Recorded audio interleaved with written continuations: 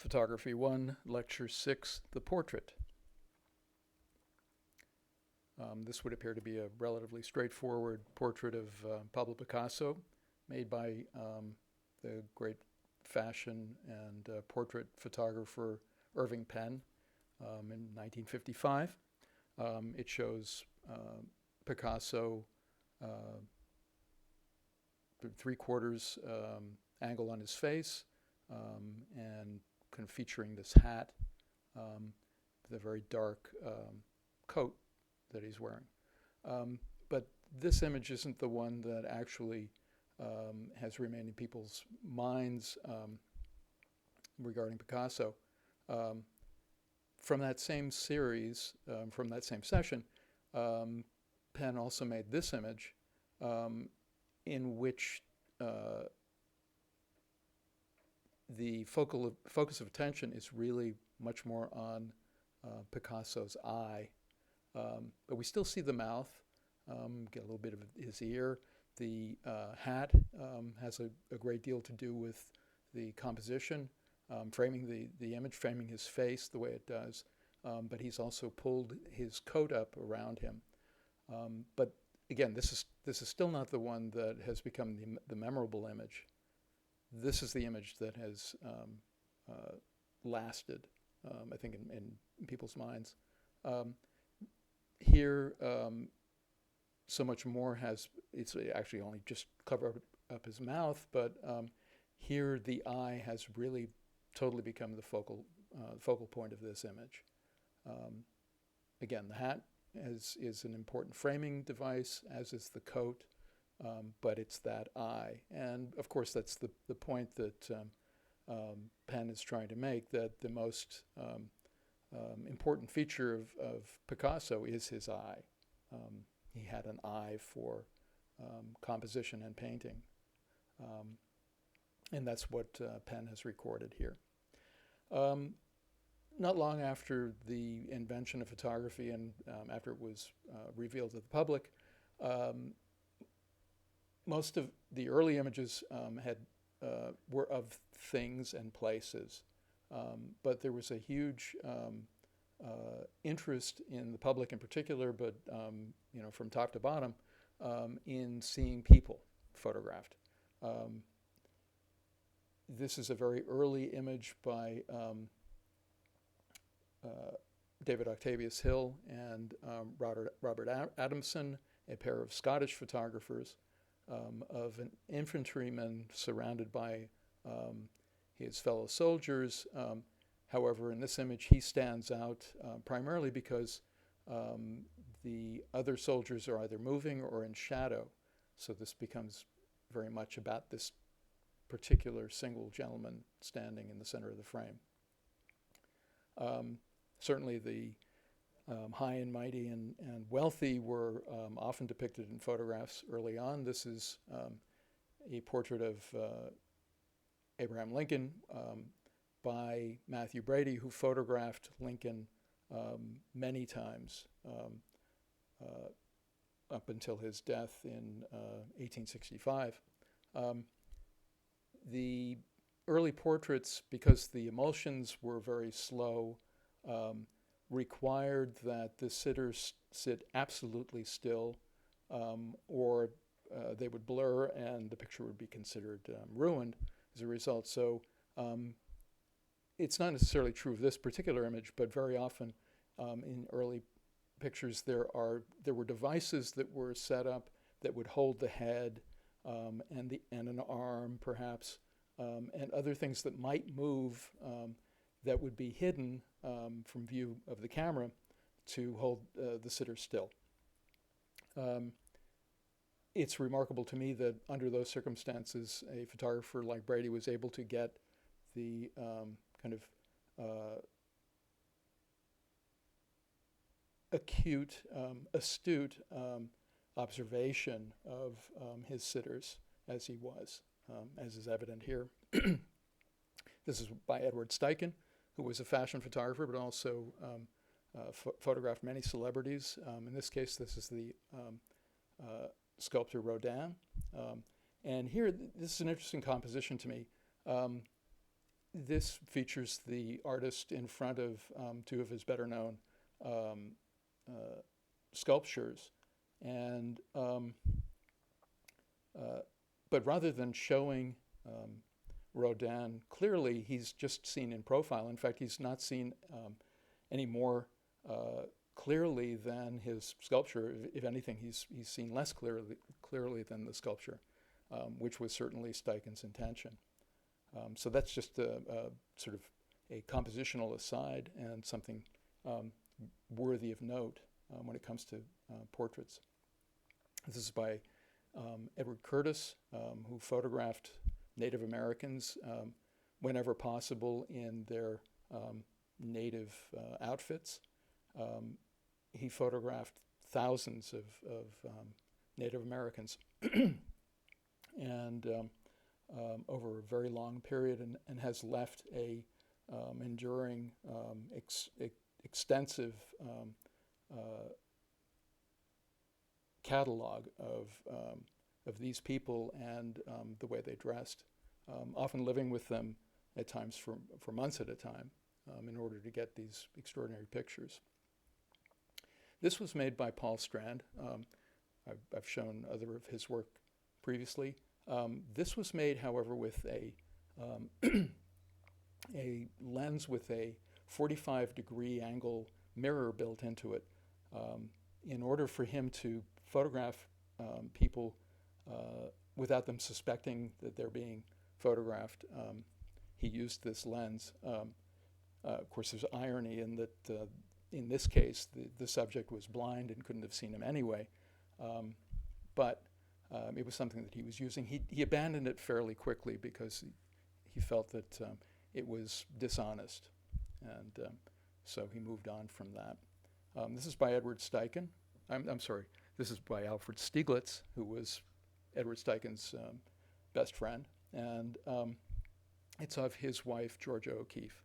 And I'm including this image here. I mean, I think it's a striking portrait, but I'm including it here also because of the importance of the hands and the gestural quality of them in this composition. This is by August Sander, who was intent on documenting people from all walks of life and professions. This happens to be a bricklayer, and whenever possible, he would show them not only wearing the clothes that were specific to their jobs, but also with equipment and various other things that would indicate what it was that they did. This, as I said, this gentleman is a bricklayer. This is a portrait of a very different kind. This is Lee Miller, photographed by Man Ray. And again, with Man Ray, nothing is quite as expected. This is, I think, an unusually framed image. It's quite beautiful, but it also, her pose is very, very idiosyncratic. It's not the kind of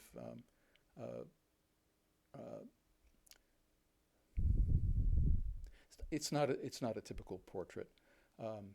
Silhouette was the word I was looking for. It's an unusual pose, and very much in keeping with Man Ray's work in general. This is by Dorothea Lange, who, along with Walker Evans and a number of other photographers, was hired by the Works Project administration during the Great Depression. This portrait is typical of the work that she did documenting migrant workers in the West during the 1930s, and with the intention of showing the hardship and desolation that these people lived with.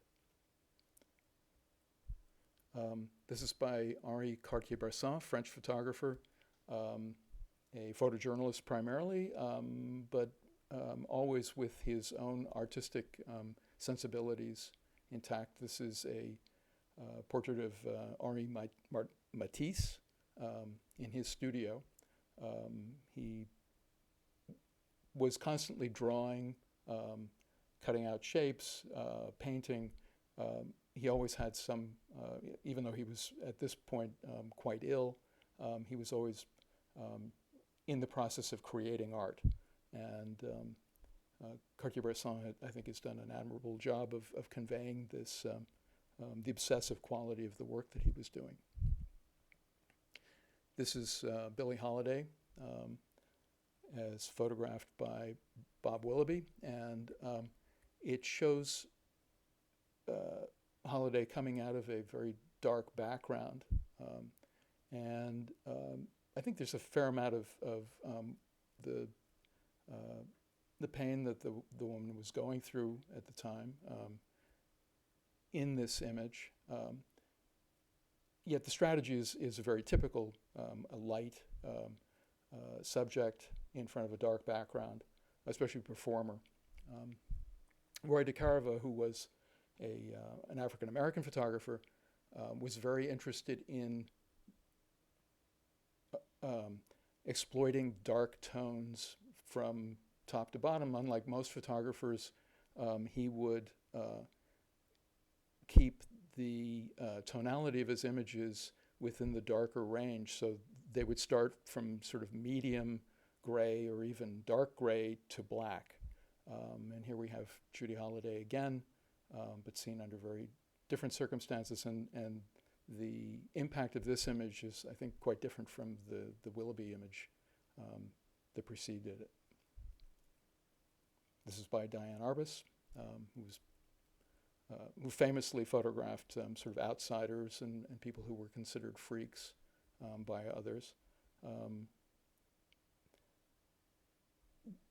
She would be brought into people's homes, and sometimes at her request, sometimes at their request. In this case, these people had invited her into her home and sat for her. And in the process of shooting them, she also included some of their environment.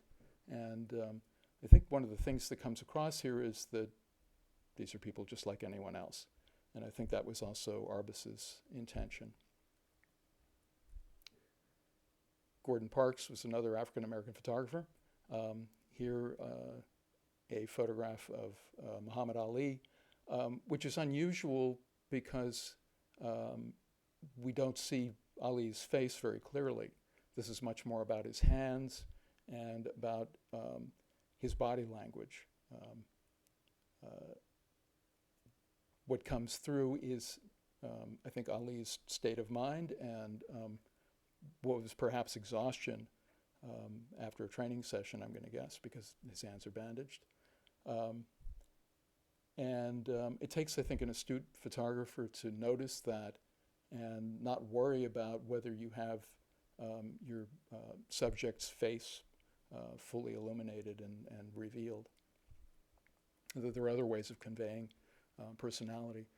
This is by Richard Avedon, who often employed an extremely simple lighting technique. Here, there's one source of light aimed from the upper right-hand corner at his subject, with the intention of really just allowing her profile to be the composition of the image. Very simple gray background with only a little bit of modulation to it, and but this incredible profile front and center. This is by George Barris. It's one of the last images taken of Marilyn Monroe in 1963.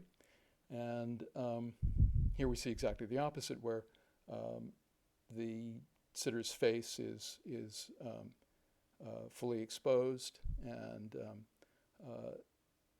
there's no real artifice here. There was no lighting. It was really just relying on the setting sun to illuminate her, with the ocean in the background and a very muted sky behind her. This is also by Richard Avedon, and a portrait of Andy Warhol not long after he was shot and almost died in the 1960s after an assassination attempt. And again, very simple lighting strategy, a single light, in this case, pretty much from behind camera, looking down on, or aimed down on Warhol. He's wearing a black leather jacket, and his face is really the focus of attention here. Now, during the same session, Avedon prevailed upon Warhol to show the scars from the attack and subsequent surgeries, and we ended up with he ended up with this image. It's obviously very different from the portrait, and at the same time, this is very telling of Warhol and what he had gone through. This is by Lee Friedlander, and a photograph taken from a series that he did in the 1980s on workers in their workplaces. And certainly this person would appear to be completely overwhelmed by the workplace. Apparently a technician of some sort working on a very large piece of equipment. This is another image. I showed one in the last lecture of Cindy Sherman from her Untitled Stills series, and another one in which she portrays an imagined film star. Sherman is still involved in photographing herself. She is the material with which she conveys what she wants to in photographs. Her staging, makeup and hair and costumes have become at times very elaborate. She still does all of that work herself, including setting up the camera and releasing the shutter, with at times extraordinary results. Sometimes, as in this case, with historical and allegorical references throughout. This is by Herb Ritz of Dizzy Gillespie. Ritz prevailed upon Gillespie to puff up his remarkable and well-known cheeks without a trumpet. And here we end up with, I think, kind of an interestingly revealing image of Gillespie, who certainly had a sense of humor. And my guess is that he complied with this pretty readily. But it has a nice feel to it. This is by Phil Borgeous, who has photographed extensively in places like Tibet, and uses a technique whereby he tones just the skin of people. So here, in this case, we see the hands and the face have this flesh color to them, while the rest of the image is in black and white. That I think overrides what is actually the more important thing about his images, which is they're actually quite insightful portraits of individuals. This particular image, I believe, was made in Peru. Most of the people that he photographs are in out-of-the-way places like this, third world countries. This is by Martin Parr, and Parr is a photojournalist, among other things, and always has his eye out for the improbable and social discordance. Here, this incredibly wealthy woman, dressed very opulently, with sort of people who look more like just folks in the background. So the dichotomy between the two is apparent and very much one of the things that he looks for in his photographs. This is a self-portrait by Hiroshi Sugimoto, and I think it's interesting that in making this portrait, he chose to have his glasses completely reflective so we can't see his eyes. And that's, knowing Sugimoto's work, that was absolutely intentional. He has complete control over the images that he makes, even when they're self-portraits. The rest of it has a beautiful tonality to it, though. The very dark background, just a little bit lighter than his coat, and his face is very kind of smooth tones, and with this great hat. This is a portrait of David Bowie by Albert Watson, made in the mid-1990s, in which he has placed Bowie's head in a some kind of cage, it looks like. So in this instance, the environment that he's placed the sitter in has become as much a part of the image as the sitter. This is a very well-known image, also by Albert Watson of of Steve Jobs. This shows an extremely simple way of working, very much like Avedon's. Avedon and Irving Penn really kind of created this strategy with a very simple, usually a single light source, very soft, white background, no interference in the background. It's just the face, and it's about gesture and expression. This is by Todd Ito, who has also photographed a lot of environments,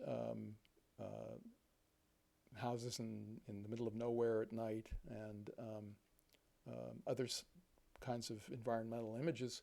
But he's also done a number of portraits. In this case, a woman sitting in what appears to be a very plain bedroom, holding a pillow to herself. And with the light from the sun coming in, but it's a very dark image with a very light kind of focal point in the middle. This has a kind of psychological effect, though, and I hesitate to call it disturbing, but it's powerful. This is a photograph of Willie Nelson by the photographer Platen.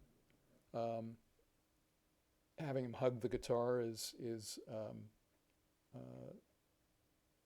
something that sets it apart, but at the same time, it's typical of a lot of portraits. It's really about his face and an instrument that he uses exclusively. It's also about his hands, and the relationship between Nelson and his guitar, I think, comes through. It's an important aspect of the image. This is Annie Leibovitz's take on Willie Nelson. And this is very unusual for a portrait in that the primary light is illuminating his hair primarily and the side of his face, and his features are largely hidden in shadow and are sort of alluded to rather than really being revealed. And yet this has a powerful sense of who this person is, if nothing else, conveying his reticence to reveal too much of himself. Jill Greenberg, in around 2010, gained a lot of attention for a series that she did on babies and small children crying. Not quite sure what her intention was, except to show these vulnerable small people. But she did get the desired effect of getting a lot of attention for it. And at the time, of course, there was a great hue and cry about the abuse of children. Apparently, most of the time, for most of the images, something would be withheld from the child, and the child would then, of course, burst into tears, and that was the intention. This image of Gwyneth Paltrow was made by Mario Testino, who's primarily a fashion photographer, and interesting to me because the darkest portion of the image is her face. Now, normally that's the exact opposite of the majority of portraits. in which the face is the most highly lit. But I think in reversing things, Testino has come up with a rather interesting strategy. And as a result, we have this very kind of diaphanous look to what surrounds Paltrow's face. And the eyes connect with the viewer absolutely. This is by Alex Soth, who is an editorial photographer, photojournalist. This is made in Bogota in the early 2000s, and of a young child in the mountains. Interesting because it really does include the environment. I mean, it's very much an image about this child, but it's also about the mountains in which she lives. Very soft light on her, more contrasty light in the background, but the background is kind of subdued, so she still is effectively the center of attention here.